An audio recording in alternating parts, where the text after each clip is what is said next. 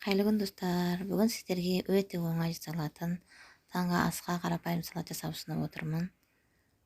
Рецепті өте оңай, қолда бар заттардан жасалатын. Достар, егер де менің рецепттерім сіздерге ұнап жатса, каналға тіркеліп, коммент жазып, қоңыраушаны басуды ұмытпаңыздар. Маған салатқа керек заттар: қайнаған жұмыртқаны турап алам, 2 жұмыртқа.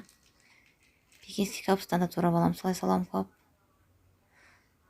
Аса ұсақ қылмайм, средний алып турайм. Бәрін бір ыдысқа салам.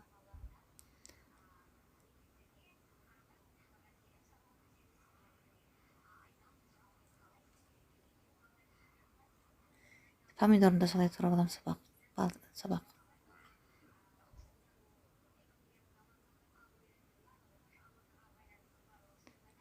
Помидорды салып,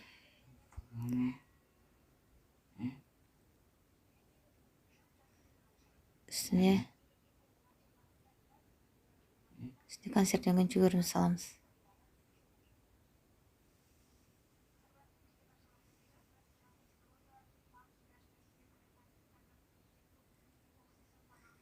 Сөйтіп майонез құйып, помидор салғаннан кейін аздағы майонез салып, 2 столовый ложкадай майонез салам.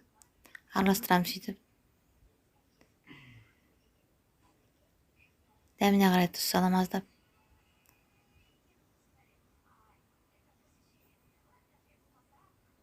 Араластырамыз сөйтіп.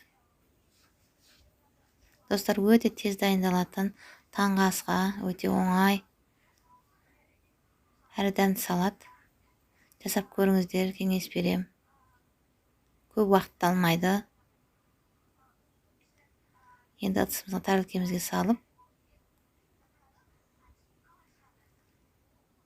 таңғы асымызға қоя берсек болады.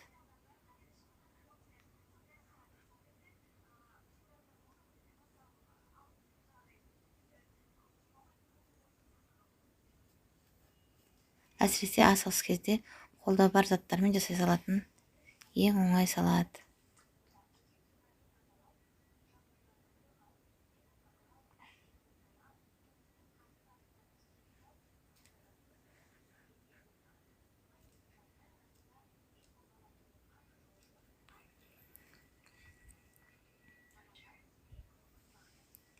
Салатымызды ыдысымызға салып алдық.